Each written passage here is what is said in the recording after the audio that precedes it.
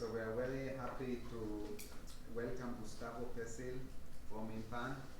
And the title is Metric Mean Dimension, Hölder Regularity, and Assouad Spectrum. Please. Applause first. Great. Okay. I'm really excited to talk here. I'll talk today about this dynamical paper. I'll talk specifically about one result. And this is joint with Alexandre Barbier.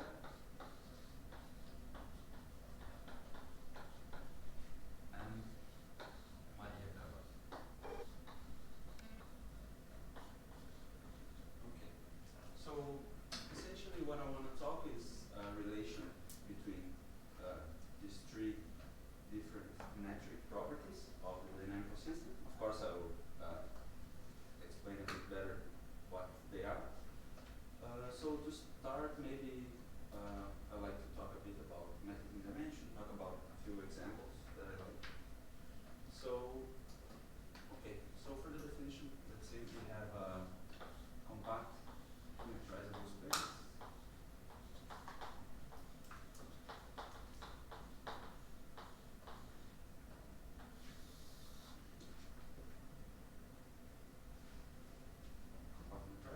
Okay, and just to fix notation, given some compatible metric b and epsilon, I will write as this n of b epsilon the minimum number of epsilon walls that I need to cover this. Epsilon walls, of course, with respect to d to cover x. Later on, I will be interested in covering not the entire space, and then I'll just put the subset inside here as well in the notation. So before I go to the metric mean dimension itself, in order to maybe emphasize that it's really some also not only dynamical but dimensional, I'll make two quick comments about this thing, very easy comments. So the first one is, of course, if we just make this epsilon get small, this will converge to the cardinality of our set, right? This is obvious. In the limit, every point, every different points gets separated, and this is for every metric that you take, right? Doesn't matter if you're using round balls, square balls, whatever. Easy. But if our set that we are considering has infinitely many points, we can still get some information on the size of it using this thing by measuring how fast this thing explodes, right? So if this cardinality is infinite, we can ask how fast it happens.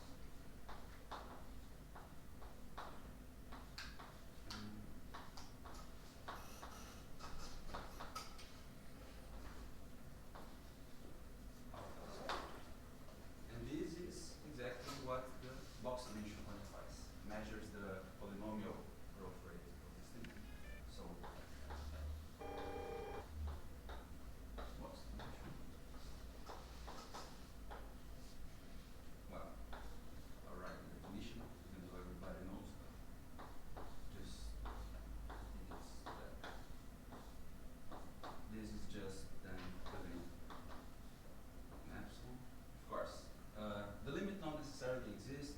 It's upper and lower box dimension, but to simplify for now, I will not bother with this issue. So this is just the logarithm of this constant I was talking here, divided by log 1 over epsilon. Okay, with this definition, we know then that the growth rate, right, this n, behaves essentially like epsilon to minus the dimension.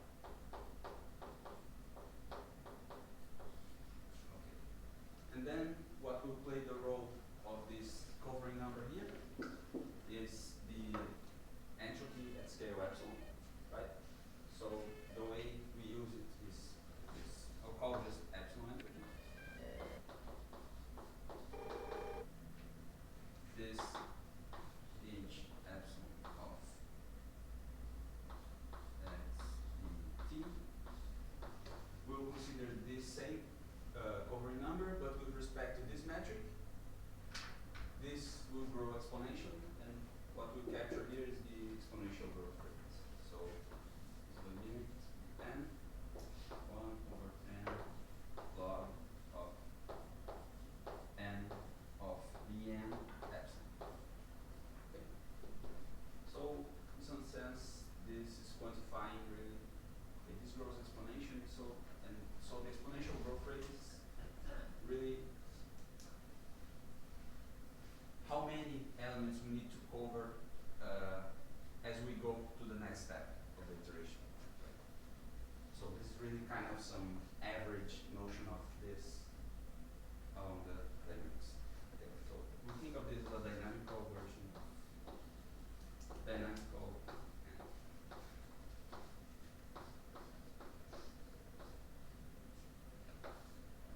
Okay. Then, just like before, if we take the limit on this thing, it will not depend on the metric. Again, this is not trivial, but it's a theorem, of course. This is the topological entropy.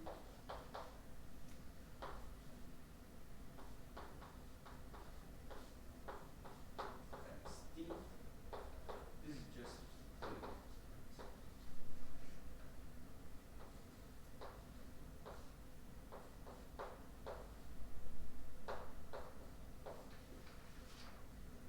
For every metric.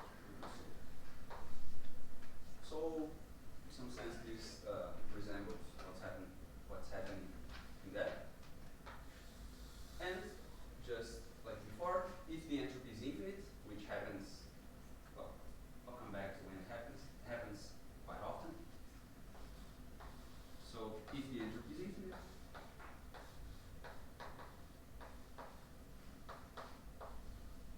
how fast does it go?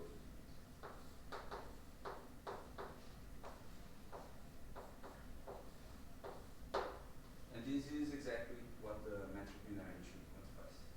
So metric, well, upper and lower again, but I will not bother very much for now. Upper and lower metric mean dimension.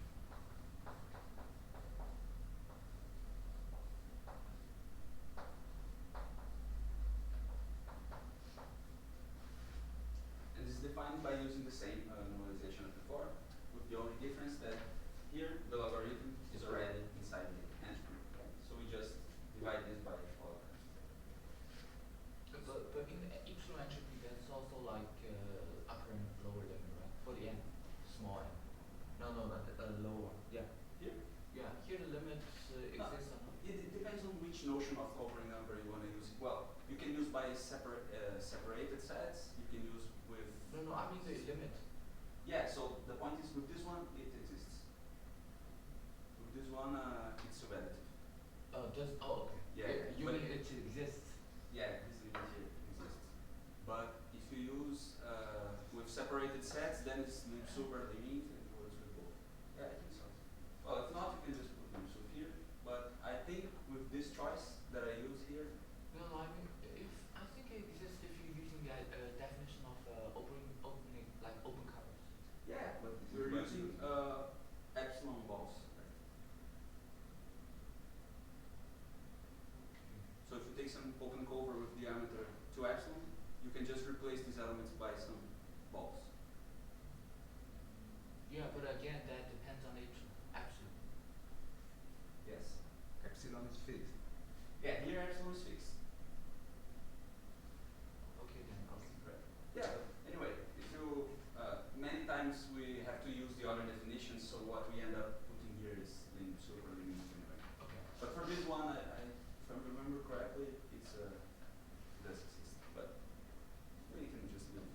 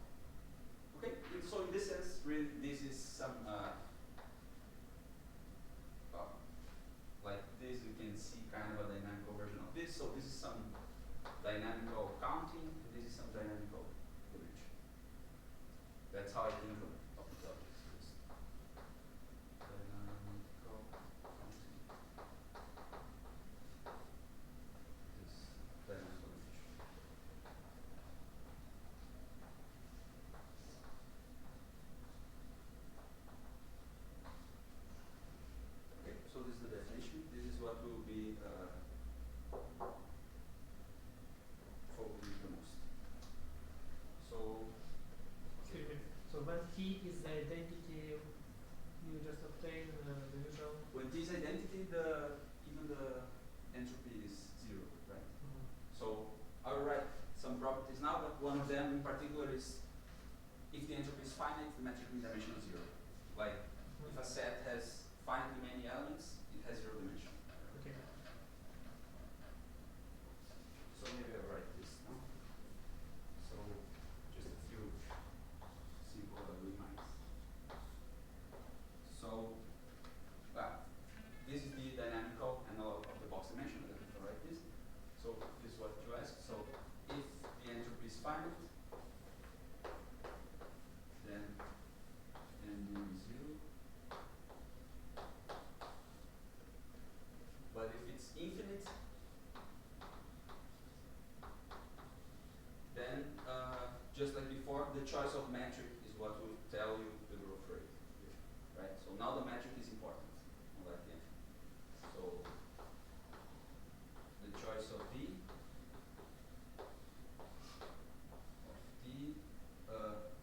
determines how fast this thing goes to. And I will be mostly interested today in when the ambient space we are acting on has finite dimension. So we can, this is also useful. So the metric mean dimension, which also in some sense you can think of some average dimension occupied by the orbits, is bounded by the ambient dimension. So this is also bounded by the box dimension. Upper and lower, upper and lower. Okay. And the idea is then that in many times I'll talk a bit about some examples, and in sometimes where the entropy represents, well, the logarithm of some cardinality of some object, the metric mean dimension should be measuring the box dimension of the corresponding object.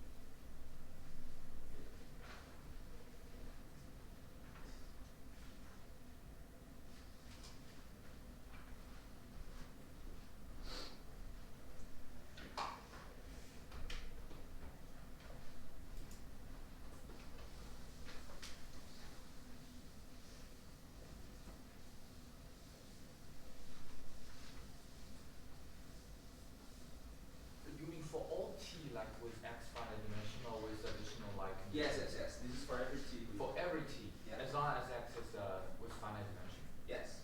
Well, it's infinite, but yeah. Yeah. The point is that we will be interested in this case because we want to see, sometimes we like to see the maps that attain this value.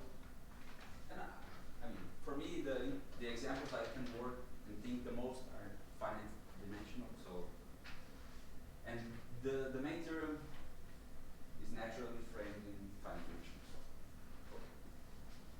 So I'll just talk very briefly about the first example, which is the easiest of all, and then I'll talk a bit more on some other example that I find a bit more interesting.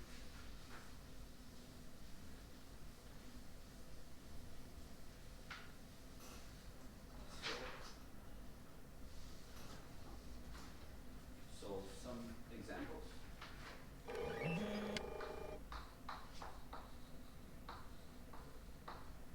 Well, the first is the easiest and it's the one we can calculate the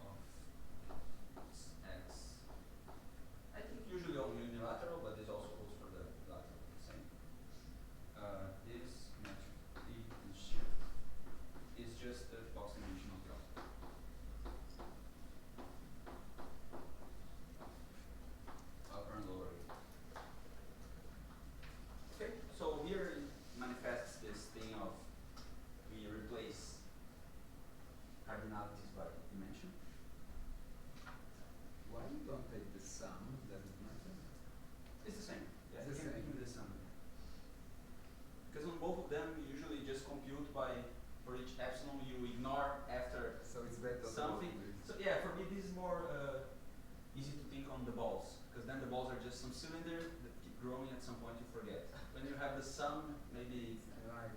it's a bit, yeah. So I usually prefer thinking on subshifts with this magic.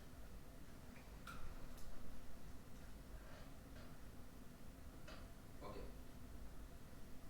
So yeah, this is example one, but then we can think of some a bit more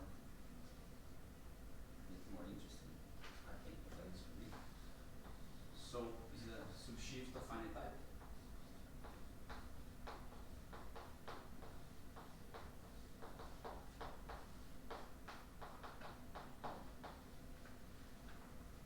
I'll just write very briefly. So we have some n by n 0, 1 matrix.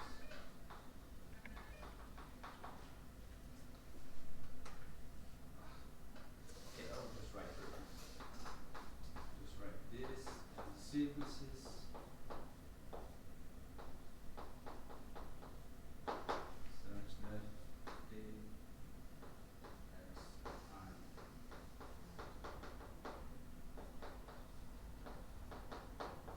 Okay.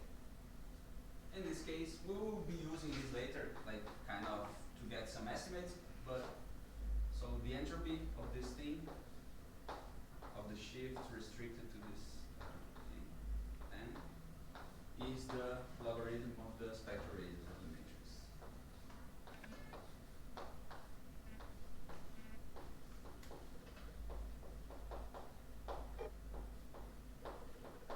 Okay, this is very known and everything.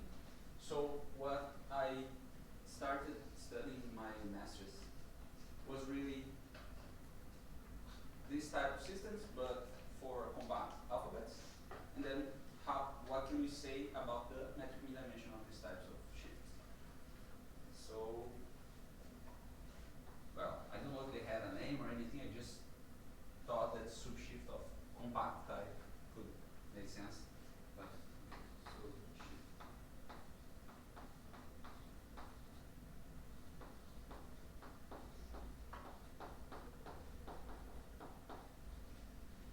Okay, so now we just have one compact metric space. We just take something in this product space and passage is allowed if the pairs belong to this gamma forever. N or Z.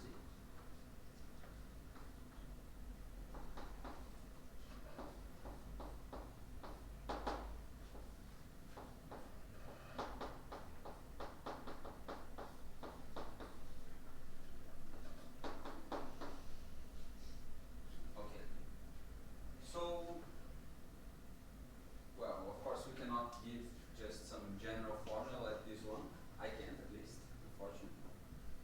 So one thing that you can do first is theorem proposition.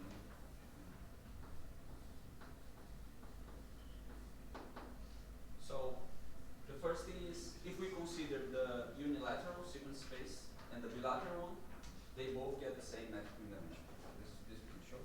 If the gamma is closed, well, if this is closed, then this is a compact shift invariant.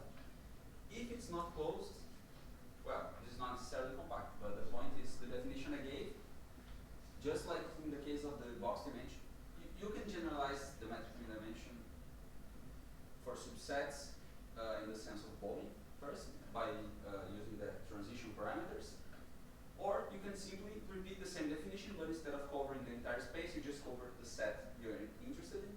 And with this definition, which resembles more the box dimension, you don't distinguish a set from its closure.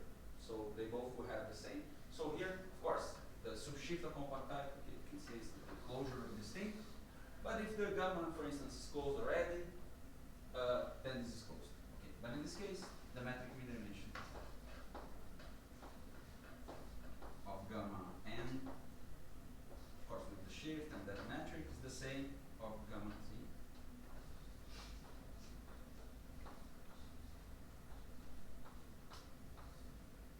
Okay.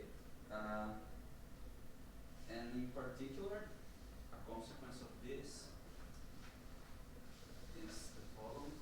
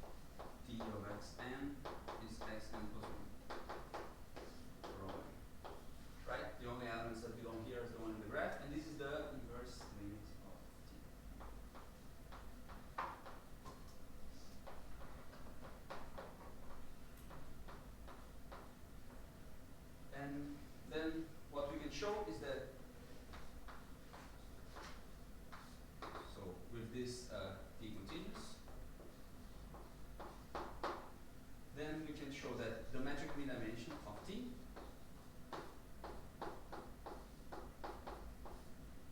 is the same as the metric mean dimension induced by the graph on N, which consequently is equal to the one of the inverse limit.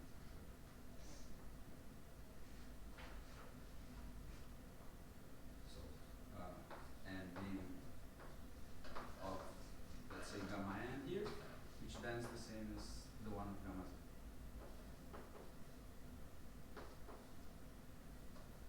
Right. Inverse. Okay. Okay.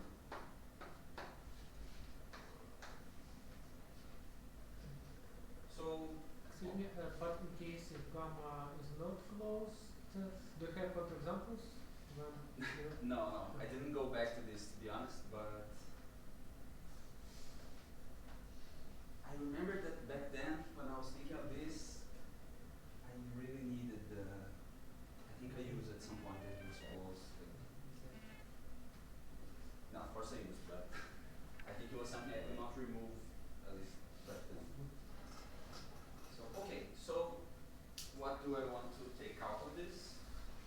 Is that you can represent the metric mean dimension of some map by the shift on its orbit But space. isn't this true also for entropy? Yeah, this is the theorem of Bohm, so this we have for Because you just repeat the dynamic. There is nothing new in some sense, right? That's the point. yeah, that's the point, exactly. Because at least with this one you can always topologically conjugate your map. Right? But the problem is that it's not necessarily topological invariant. The T is not invertible necessarily. Right? Yeah, no, not invertible. Yeah, not invertible. That's the point, right? Yeah. Exactly. Right. Yeah. Okay. Yes. So like, could you extend this proposition to natural extension? Or that doesn't help? That I don't know much about these things, to be honest. Like when I saw this type of, for me back then I looked at, okay, this is what I know of inverse limit. Just okay, we put this fast on some continuous map, but I don't know what are the generalizations and how we can use this type of things, to be honest. But of course, it's a nice thing to. Okay. So I didn't really hear the question, but I wonder if you can extend it to some group actions. I guess, like, to be honest, everything I worked on metric mean dimension so far, I felt there's not much known on what it means, what it does. So I try to stick first to the most simple setting before trying to just generalize all the things directly. So I'm still limited in these terms of, okay, if you go to other group action and stuff, I just want to see what can you say in the easiest case, because there's not much yet. At least. Okay, so I wrote this because the example that I actually wanted to talk about is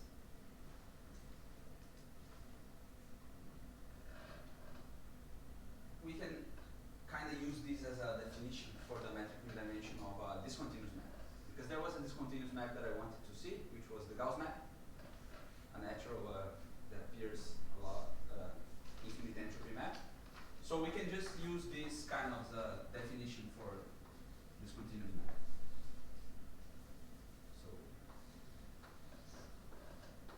works as a definition for discontinuous map.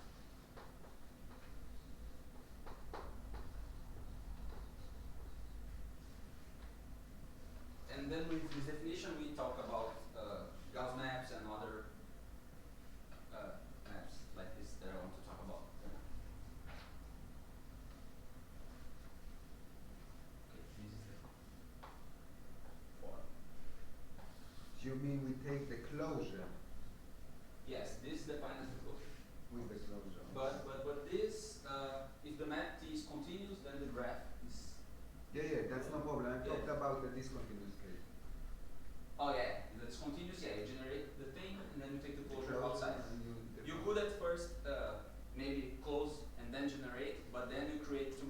orbits, and I didn't plan showing an example, but you can.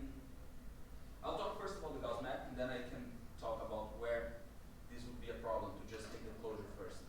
Because this thing, actually, this type of shifts I saw in the paper of Friedland, and it was really, the goal was to study semi-group actions, where you just take some, well, the union of the graphs, and then the sequences that you obtain are just the iterates using all the other maps. So that was his proposed notion of entropy, but he takes the closure first. So for me, I think that's not. Can you, I don't understand this point. What do you mean by taking closure first? The closure of this set before generating the sequences. If I give you some arbitrary set, you have to generate the sequences and they take the closure in the sequence space. Taking the closure first seems too big to me. I mean, Seems too big, exactly. That's the problem. Yeah, it creates too many things that are not there. Yeah. So for Gauss, I wrote Gauss-like maps. That's good name. Well, if you have finitely many, the type of maps that I'm talking about is you have some, let's say, m full branches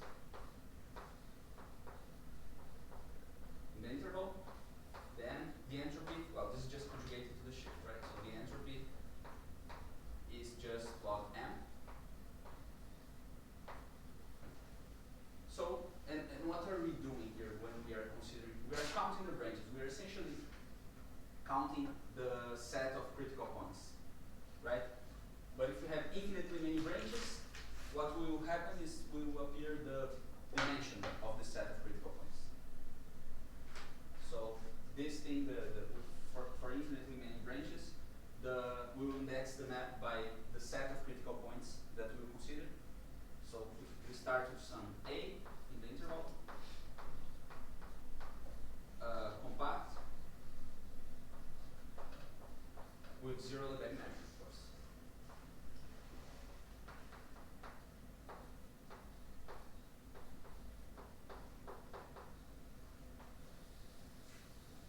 Okay, so if this set has zero Lebesgue measure, then we can just write it as the interval minus this family of open sets, JK, so pairwise disjoint open sets.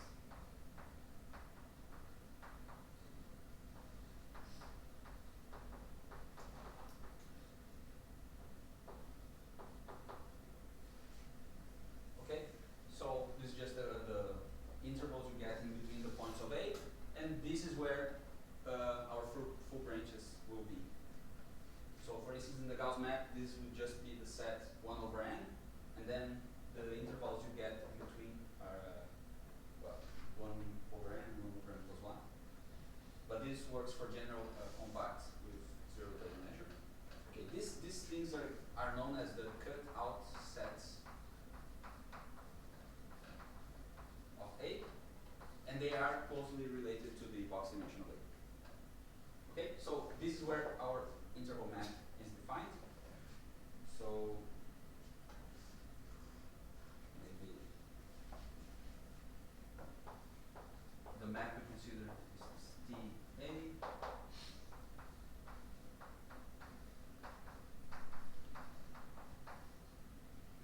B such that so TA restricted to every of these things is full branch. We want it to be also strictly monotone, but we also, since we also need this other condition of being differentiable with the derivative bounded from 0.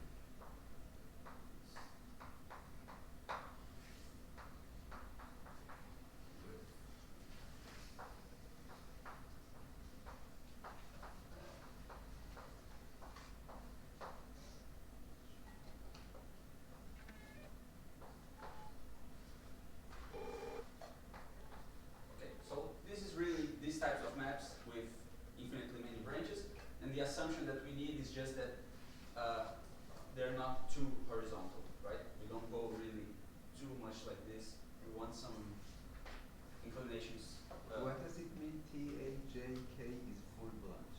Full branch is that the image is the entire interval. Is this applies to TA applied to JK. Say contains 0, 1. Right. The JK maps into the entire. So does TA needs to be homomorphism, one-to-one map, or it could be sorry. something? Yeah, it's strictly monotone. Oh, okay. So let's say, for instance, if we take A as the middle third counter, middle to this middle.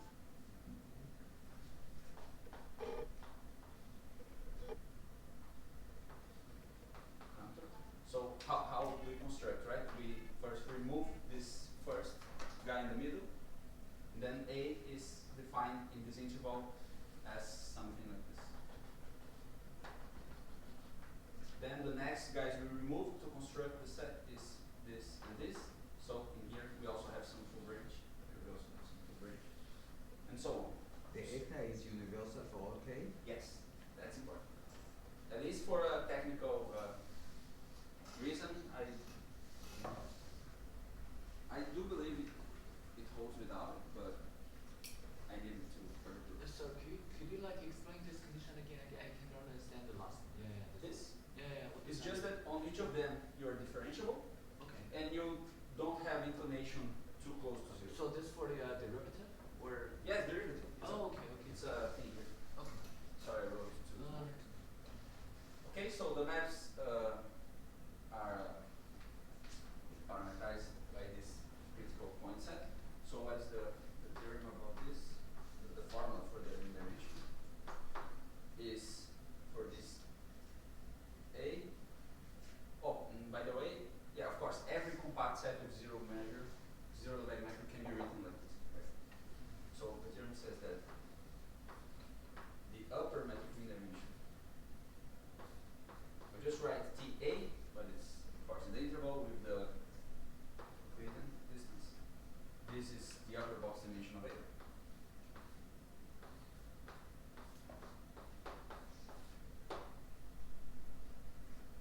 The lower is at most the lower dimension.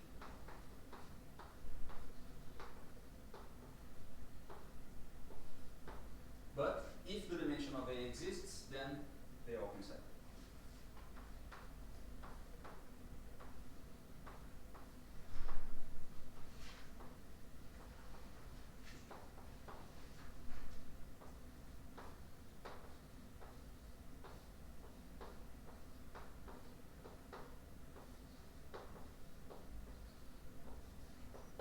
Okay. So this really extends this where we were counting to where we compute dimension of the corresponding number. Excuse me, sir.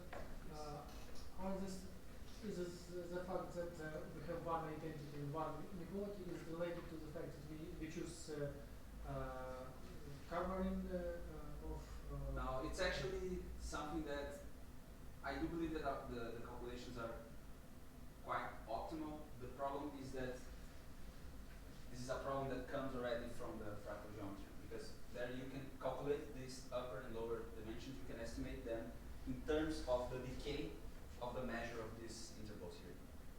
And the relation you get there is really like this. The upper is equal and the lower is at most. But when they exist, you also have some other thing that collapses. So you have an example to show that it doesn't always equal? I don't remember exactly what is the example of the set that satisfies this relation between the box dimensions and the decays of these guys, but I'm pretty sure that it exists. And then this will translate here that there will be not. I think so, yeah. So Yeah, this has been a little while since I worked on this. Okay, by the way, these things about these subshifts and these Gauss like math, this is not from that work that I mentioned. It's from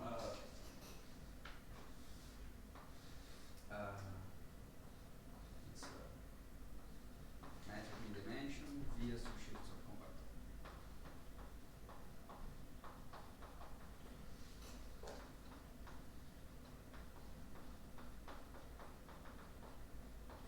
Okay, there I think about this type of things a bit more. Okay. I'll take forever in the examples. So final quick part of the example, because the theorem is the proof. I've just put the idea and it is super simple. Well, the proof is super simple.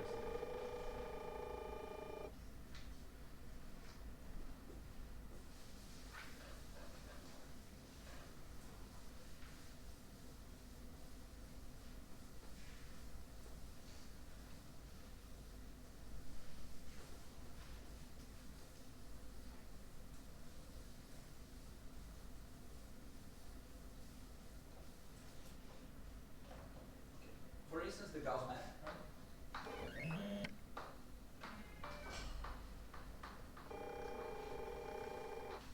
Is the box dimension of 1 over n 0, which is 1 half. And the other application of this is in this family of maps that people work a lot.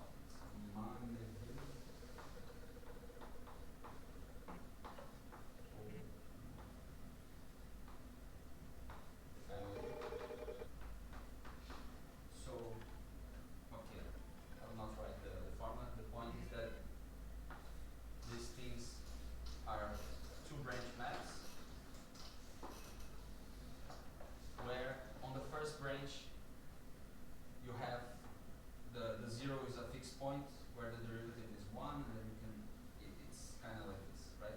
So this type of map is parameterized, let's say f alpha, it's parameterized by some alpha, and this is not uniformly expanding. So what people do is that they induce another system which is uniformly expanding, they prove stuff in that system, and then they try to bring back information to this one. Okay? So let's say this is 1 half. Okay, 1 half 1. Okay, this is not uniformly expanding.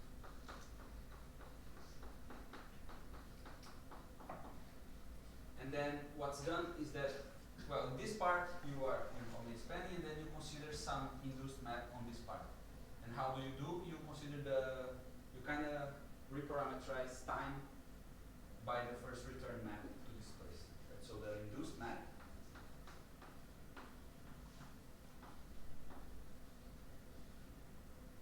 on map 1, it's you take R to be the first return,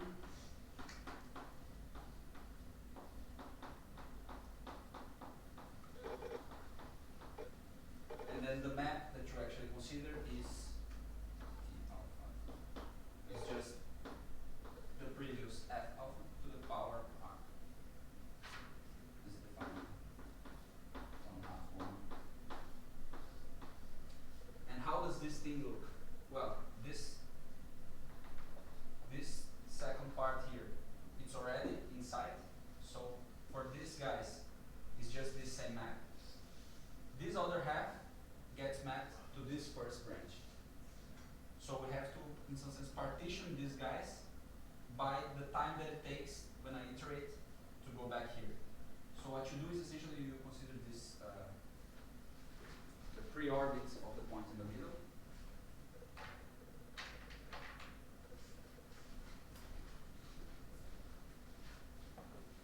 So you just consider something like this.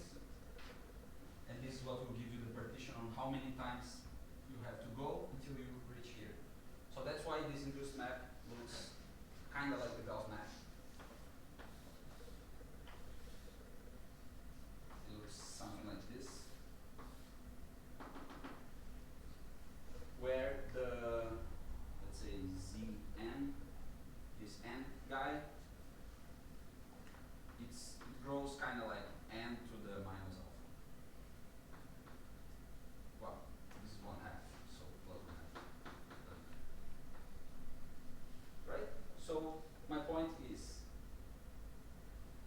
important to know information about this map. At some point, maybe you can recover something from the original system. And then what we get is that the metric mean dimension of this induced map in alpha is the dimension of these ZNs, 0, which is alpha through. So we can calculate the metric mean dimension of this thing. This is just an example of that. Okay, done with the examples. So much longer than expected. Until what time do I have? 12:45. Okay, not too.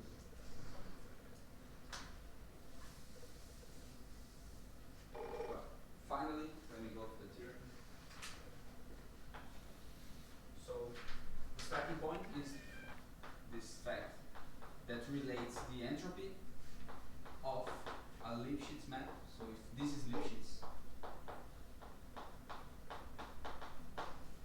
then the topological entropy is at most the dimension.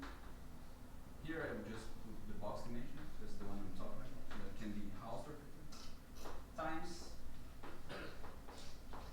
maximum of 0 and the log of Lipschitz constant.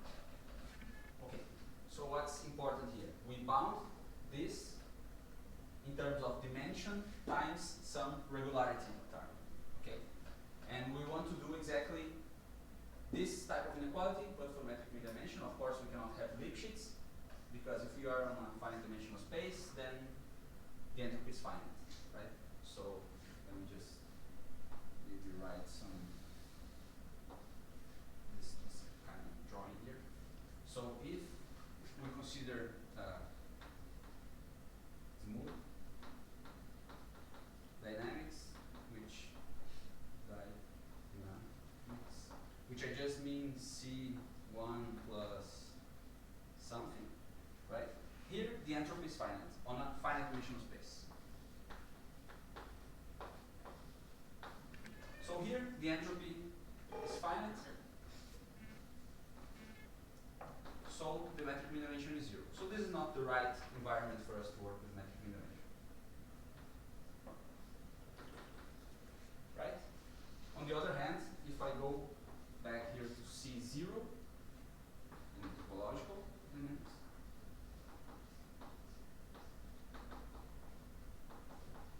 it's kind of the other side. So here, if your space is a manifold of dimension 2 or higher, so it's known that generically C0 it's a classic result of Yano that the entropy is infinite, which is good. But this was refined to show that not only the entropy is infinite, but the metric mean dimension attains this maximal value. So the metric mean dimension is at full metric mean dimension. Full metric mean dimension in the sense that it attains this maximum. Okay. So, okay, this kind of makes sense because the metric mean dimension takes into account the metric, which is a bit more rigid than just topology. So here we can make very flexible perturbations so that the measurement is kind of stuck with the rigidness of metric. So the idea is that maybe if there is some intermediate class of maps that we can consider, which will capture better, or whose information will be better captured by the metric mean dimension. So here, like, of course, how can you interpolate? Maybe there's more than one way. And is there anything about the dynamical theory of such maps? So the only thing I know is that also generically the entropy is infinity on Hölder and Sobolev spaces.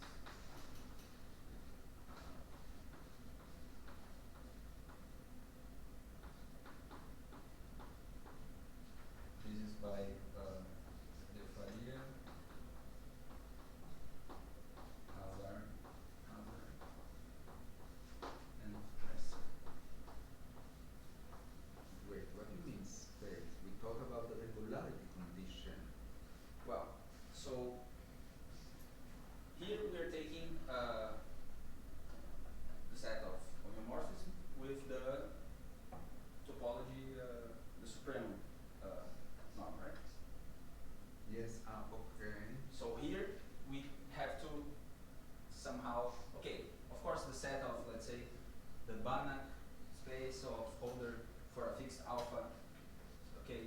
definite space. The problem is that it's not closed under perturbation. When you compose Hölder maps, they're not in the same Hölder class. So they do some other way of defining a topology. So it's, they call the generalized Whitney topology. So okay, I would not like to spend much time on this, but yeah, they define a different topology for this type of. The actual set that they consider is they take the set of B Lipschitz homeomorphisms and take the closure with the Hölder norm. Okay, so my point is we want to study maps with intermediate regularity. For instance, well, Hölder is the easiest one to state the conditions, and we want to prove an inequality like this one, but for Hölder maps. So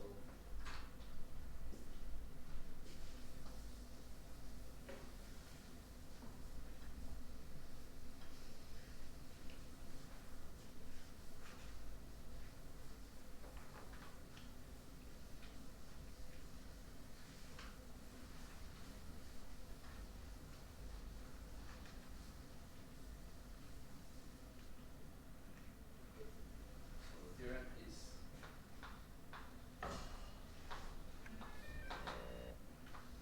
well, natural conditions is to be finite dimensional, but is not in terms of the box dimension. So finite dimension, no, finite. Well, here is Assouad dimension. I'll talk in a moment what are the dimensions and T alpha Hölder. Then, well, the estimate is on the upper metric dimension, of this GT. This is always bounded by 1 minus the exponent, which represents the regularity term. Of course, now we are interested in growth rates, so it's natural that what shows up is the exponent, not the Hölder constant. Right? This is bounded by this times dimension of the space, but the dimension here is also some other type of dimension that I'll talk in a moment. So, well, maybe I just write. I'll go back and this is the Assouad spectrum at parameter alpha, which I'll talk in a moment. But I would like to just give an idea on the proof in the interval, which kind of captures essentially the idea, and then I'll talk about these definitions, and I hope that after showing the proof, when I put this definition, it will be more or less clear why this is the one that adapts better to the, at least to the proof. This is actually what I meant, because notice this, you give a formula with regularity condition. You are Yes. not studying a genericity result. No, here So no. yeah, so It's this it's the next question then. If we can generically maybe attain this maximum bound, because this is I personally find this more interesting, but that's my taste. this is interesting. No, me More too. interesting. Yeah, But okay. of course, yeah. But since these are already, so maybe the next. Okay, so the idea of the proof in the interval. Idea in the interval. Well, in the interval is very nice. It has dimension 1. All the dimensions are the same, so everyone knows what it should appear just 1 minus alpha. Okay. So what is the idea? Let's say we have this picture here. We will approximate from above by subshifts of finite type and control this vector radius of these matrices in terms of this regularity condition. So we have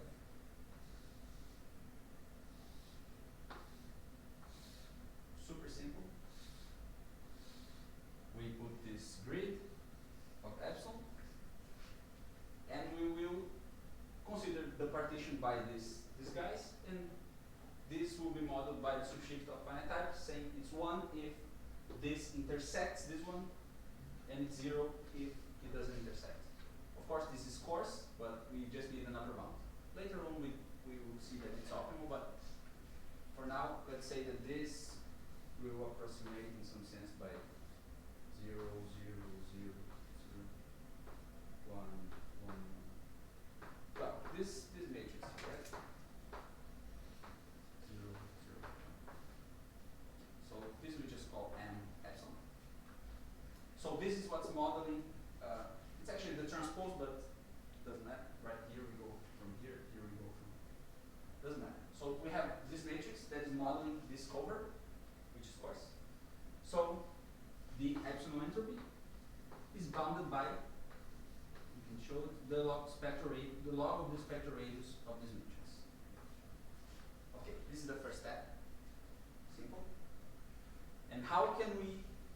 each fixed epsilon, how can we bound this vector radius by using the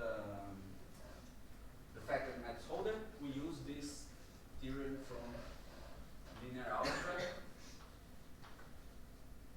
which is called Gersh-Goring circle theorem.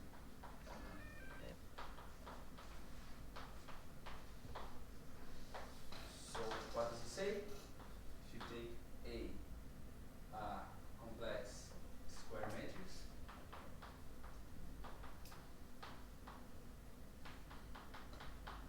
then all the eigenvalues are contained in some set. Then all, of course, complex eigenvalues lie in the union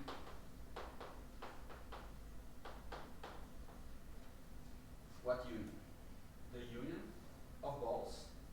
So let's say I. The center of these balls are the diagonal terms, and each ball we consider a certain radius, Ri, which is given by the sum of the other elements in this line, in this row. So we sum over all j different than I of this aij. Okay. This says that all the eigenvalues lie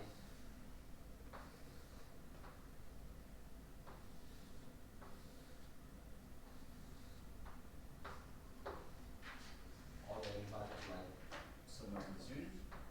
There are refinements of this thing. In each of these connected components, we have the same number of eigenvalues, but they are not necessarily one on each ball. Right? So this is the theorem. And how do we apply this is that if the matrix we consider that is a 0-1 matrix, then the centers of these balls are all on 0 or on 1. And the farthest you can go is given by the number of ones on the biggest number of ones on any given line. And we can use this same idea for the transpose, so we can use either lines or columns. Here I will use one of them. The other one I use is what I use actually to compute the Gauss map. The upper bound in there is using kind of these things. So in particular, if A is 0-1 matrix, the spectral radius is bounded by the maximum over all j's of the number of ones in the j line. Row. Because in Portuguese we say line, the translation of line. And also here we can use columns as well.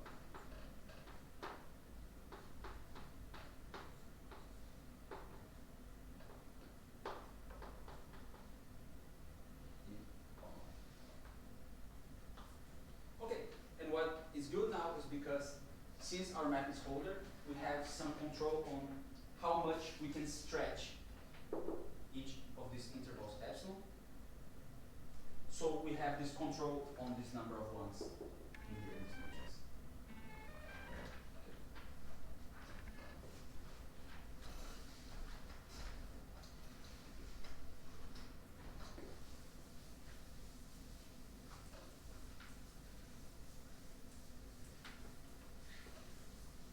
How much time do I have? You have 25 minutes. 25. Okay. I had some extra stuff, but I think I don't have to.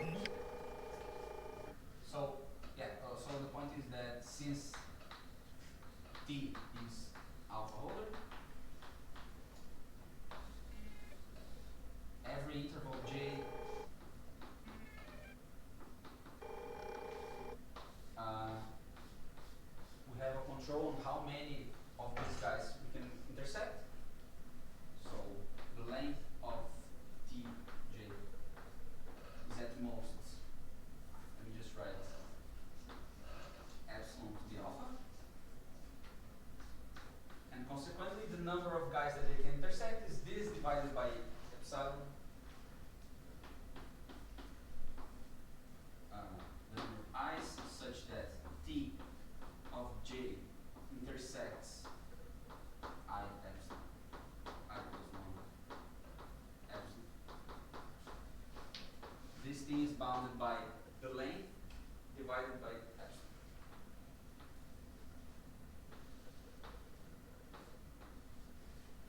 Okay.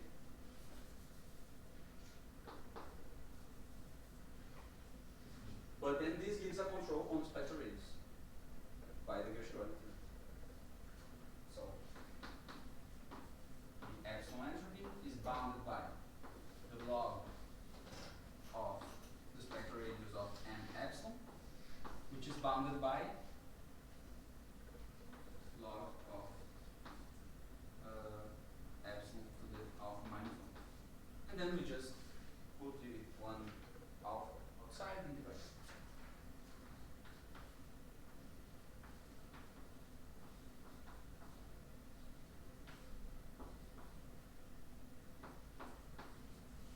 Okay. So this is the for the interval. Just, I think you consider this trivial, but maybe you can say some words. How we immediately see this gives us the upper bound when we do this course? It's because, well, this is given by minimizing over the covers, right? Correct. So we just construct the cover given by the cylinders of these guys. And Because this condition only says because it goes down. Like what happens when in the original system I take smaller epsilons, why I'm still. I'll get a different matrix, right? You will get bigger and bigger matrices. No, this I understand, but.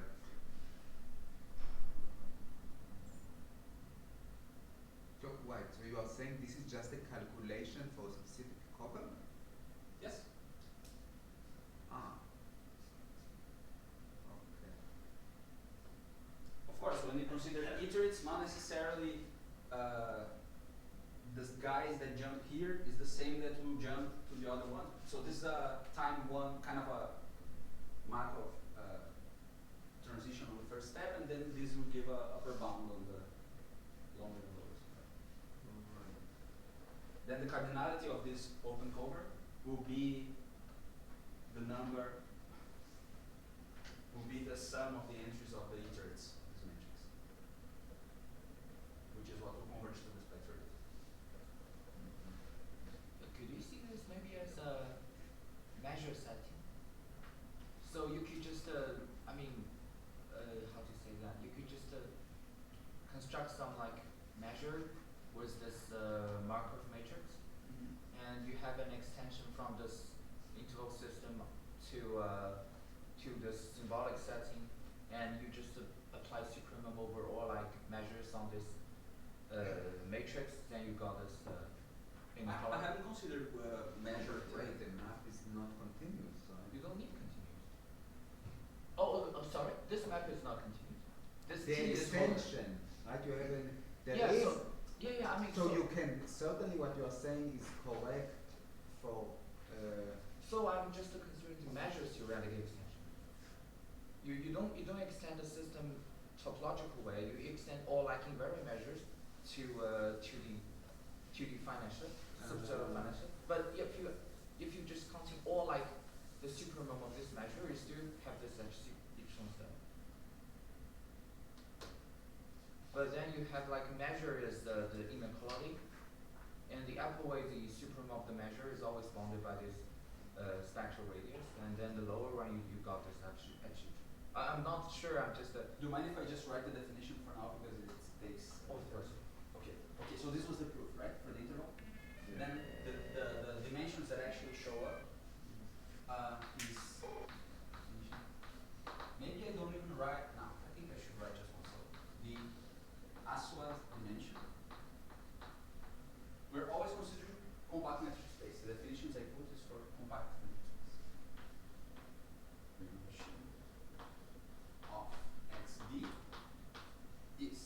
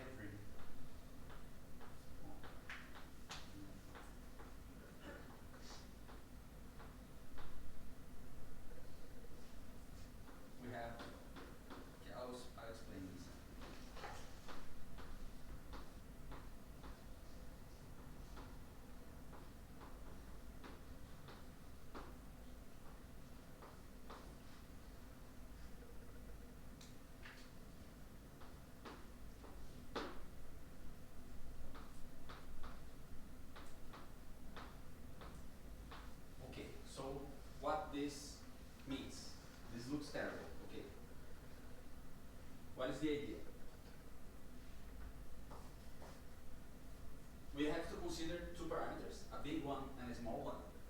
So think well, a big ball and small balls. And this quantifies really how many small balls I need to cover a big ball. But I need some uniform estimate on wherever I center the big ball, right? And this needs to hold for every relation between little r and big R. They all vary independently, of course, this is different. So this quantifies how many small balls are needed to cover any big ball.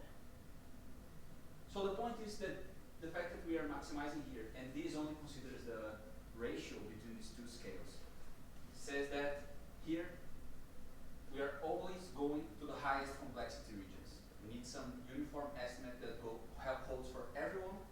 So what you actually take account is just the most complex places for each pair of scales. So this is a bigger notion of dimension than the box dimension, which gives a more average covering number for everything. This always goes for the more intricate parts of your fractal. Okay? So the point is then, So what's on the right hand side? The C times what you do that? C times, well, here should be the scale to the power S, right? But now we consider is the ratio between the place we are covering and the other one. Yeah. Okay? Because of course, if we consider just some fixed number R, then this is just 1 over little r. And this is exactly, so, okay, so let me see. The Assouad dimension is then maximum complexity. This is the biggest notion of dimension that you can get using these covers and things. In particular, if we restrict, if we consider this very same definition, but we fix some big R, well, or let's say first we take R to be the diameter of the entire space. Then any ball is just the entire space here. And we just want to see how many small balls we need to cover the entire space. So this just recovers the box dimension. And this was if the R is the diameter, but if it's just any fixed value, you just decompose infinitely many and then the same holds. So if big R is fixed, we recover the box dimension, the upper box dimension. Okay. So that just means that the box dimension is at most the Assouad dimension. Okay. And also a space has finite Assouad dimension if and only if it is a double metric space. In the sense that there is some constant that every epsilon ball can be covered by this many number of epsilon over 2 balls. Okay? And this is what we use actually. You need a double metric space. Okay, so this is the Assouad dimension. And what people started doing, I guess, in the last maybe 10 years, is to try to interpolate between different notions of dimension. So there is some interpolation between the Hölder dimension and the box dimension. And what I'm going to talk is the Assouad spectrum, which is an attempt of interpolating between these two. It doesn't always reach the Assouad dimension, but it's good enough for us. So dimension interpolation.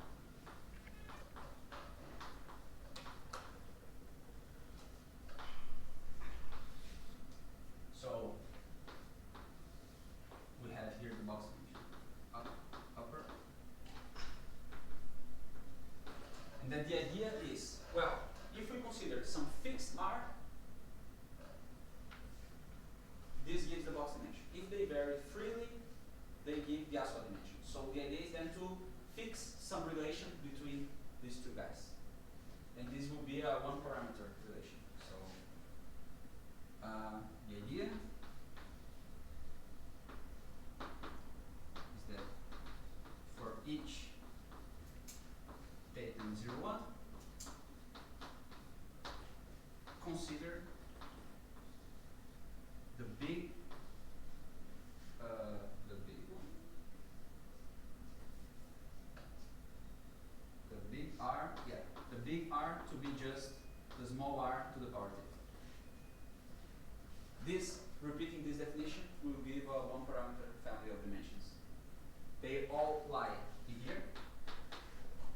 they go to 0, when theta goes to 0, they converge to the upper box dimension. When it goes to 1, it stops at this the quasi-Assouad dimension, I think it's called. I don't know very much about it, but the point is that this is some attempt of interpolation, and this now, okay, you just repeat the same definition, putting big R and small r, and consequently, since the obtained formula is just given in terms of one scale, we can write it as a limit. So I'll just write directly the Assouad spectrum as the limit. So this is due to Fraser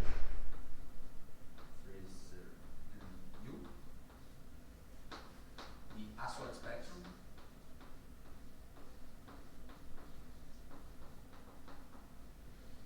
This is just, well, for each theta, 0, 1. This will give you this of xd by that formula, fixing the relation, but then we can write it as a limit. And just to unify notation, I will use, instead of little r, I will use epsilon.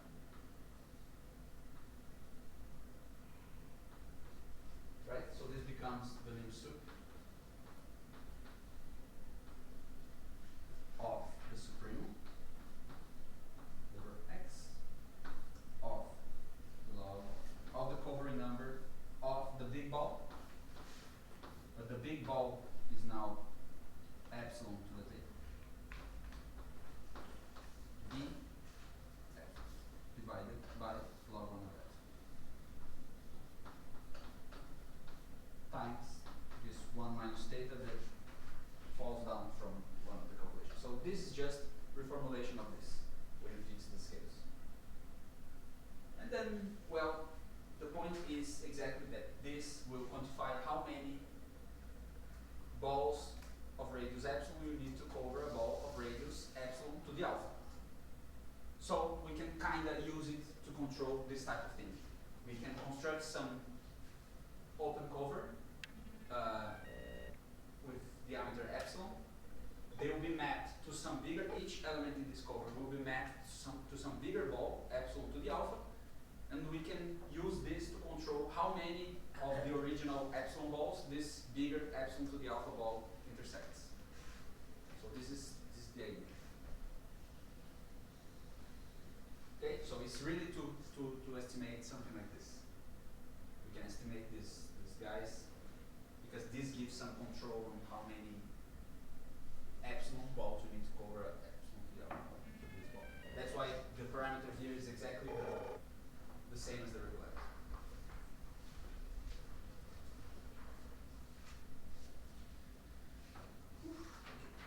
Have to be fast.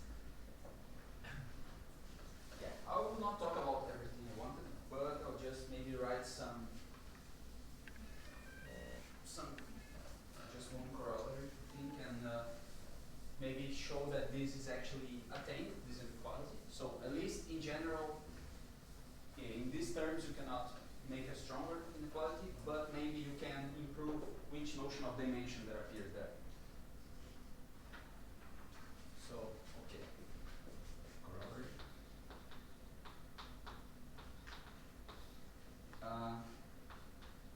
Like, for instance, in the interval or something, if the space is sufficiently homogeneous in the sense that the box dimension is equal to the Assouad dimension,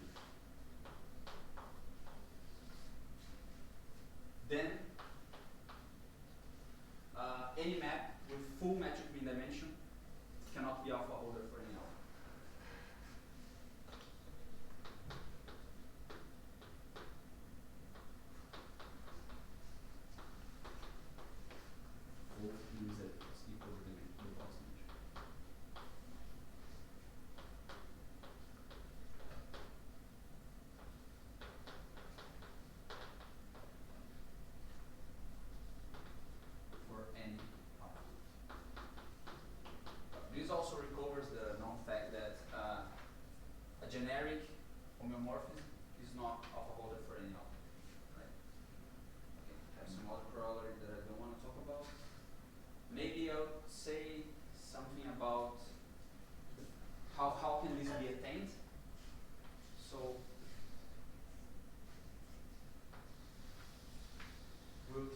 this in the interval is kind of a similar idea. There's this definition, I don't know if it has other names, but I've seen in the paper of Klockner and sorry, I don't know how to pronounce the name, but the point is, it's kind of a reverse Hölder condition. So you take some beta, and you say that T is beta hypersensitive. Okay, I'm not write the precise definition, but the point is for small intervals, the map expands. The image becomes the original length to the power beta, at most, at least. So it's the diameter of T J is bigger than some constant times the diameter of J to the power beta. Okay, for J small intervals. So this is really the opposite of the Hölder condition. And in the interval, this kind of means that we can think as in the previous picture, like that all of these squares kind of are very stretched, and then here you use strongly that you are in the interval, some intermediate value theorem, then you have to intersect necessarily a lot of these guys, and then this is what you end up using to construct separated sets. So this proposition of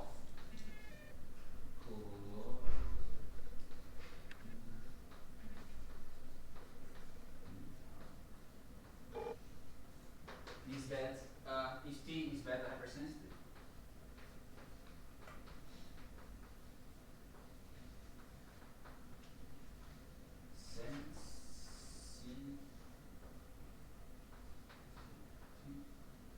then the metric mean dimension, the lower one, is at least 1 minus beta.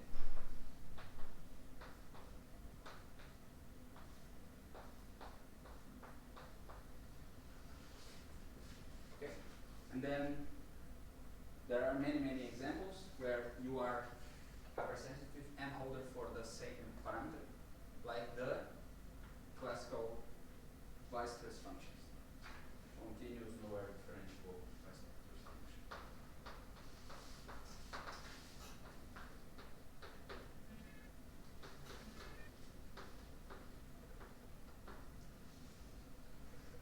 Then this WAB of x.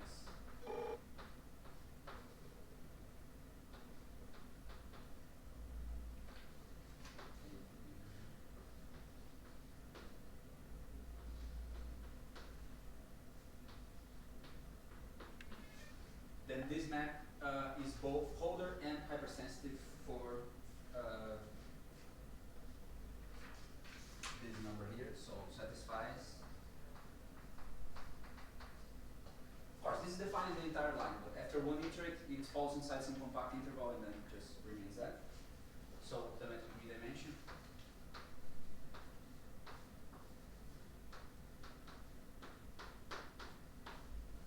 is just 1 minus this Hölder. This is 1 over. Okay, so this is a thing.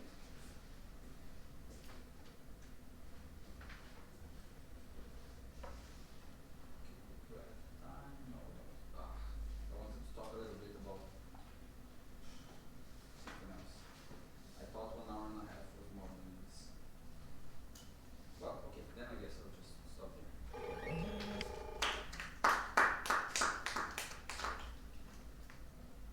Okay, are there any questions?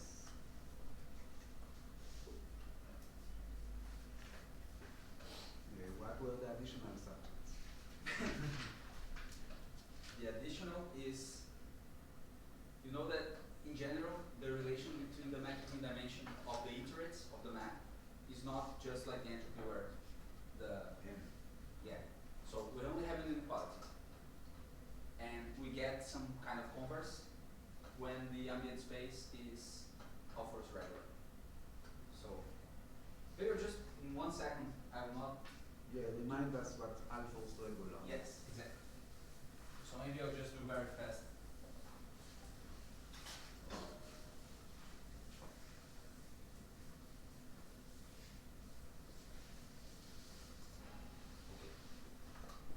So actually, it starts with this Minkowski-Bulligan dimension, which is just a reformulation of the box dimension, right? So if you take some subset of R n, you can write the dimension of this in terms of the decay of the Lebesgue measure of balls of this thing. So it's known that this box dimension is just the dimension of the ambient space minus, well, this is negative, so the logarithm of, take the Lebesgue measure of the ball around the set. Log 1/n. Okay, so why is this? Like, how does this show up?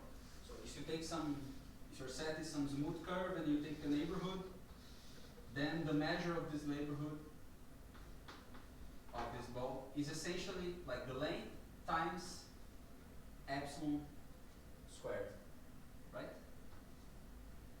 If you take something b-dimensional inside R3, the ball is just adding one extra dimensions. The whole point is that when you consider a ball around your set, you are adding all the additional dimensions you need to reach the maximal dimension of the space. So the idea is that the Lebesgue measure of the ball is essentially epsilon to the ambient dimension minus the dimension of your set. This is kind of the idea, because this is the amount of dimensions you added when you consider the ball. So this is kind of why this happens. So what we do is we prove analogous formula of this for, well, the natural setting is subshifts of the Euclidean cube, which is some ambient dynamical system where we can thicken the space of orbits, right? And then we get some type of formula like this. This will be some formula for subshifts of the Euclidean cube.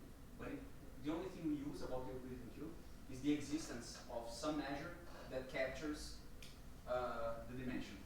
So the measure, the set is x, d, mu is Alford's if combined. If the measure of any ball is between constants and epsilon to the dimension. C1, C2, epsilon to the dimension.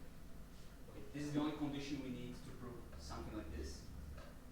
And then for any alphabet that admits such a measure, we get a formula for subshifts that reminds this formula. In particular, we can recover if we have a finite set, it's with the counting measure, the normalized counting measure. We recover the entropy formula for subshifts in terms of counting how many words of length n that you have. In terms of something like this. This plus because this is negative, right? Log, this is measured. Okay. So the point is, I will not go any deeper. It's just that we show that if we have some Alford's regular space and a continuous map, well, we can see this as a subshift in the product space like we were doing before. And then the formula we obtain there is something like the metric mean dimension. Just write T is the dimension of the space plus the limit epsilon over and over of 1 over log 1 over epsilon of the equivalent of this piece now in the dynamical setting is just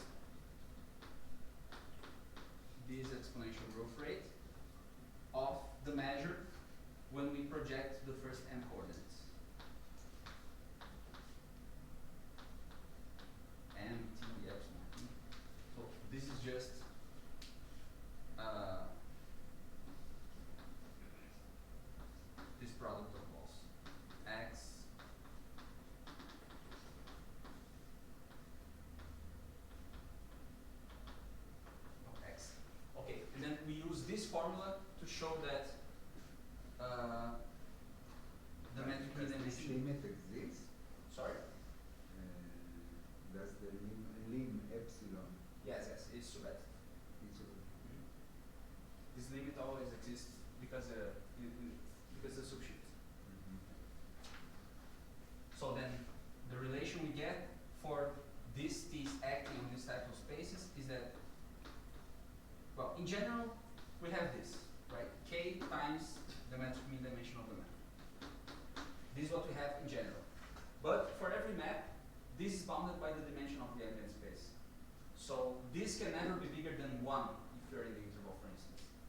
And this, well, as you take bigger and bigger case, this will get big. So we will have any converse, like to the other side, would have to take into account some normalization by the dimension of the space.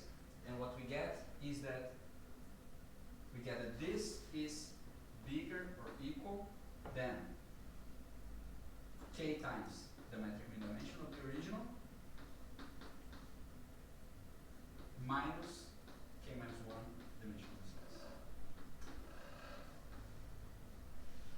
So this is kind of the normalization that you need. Right?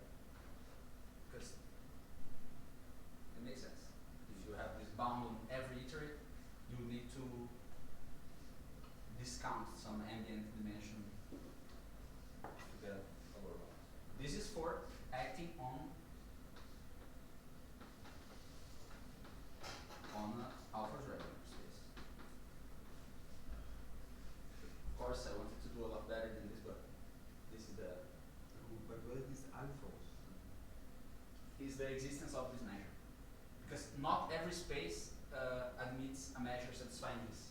This is a very strong condition. Oh, I didn't see this. Alphas If the measure of every ball is between constants and epsilon to the dimension. This in particular means that all the notions of dimension coincide. The Assouad is the bigger one. You can define a lower dimension, like minimizing everything, going to the less complex regions. And under this condition, all of them are the same. So it's quite strong. But I always had in mind working on the interval. So it appeared more or less. Yeah. Okay, so let's thank Gustavo again.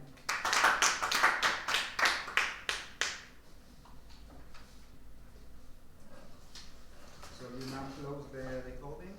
Yeah. Or you are going to close? I just wanted to make an announcement after the. Can you wait a second?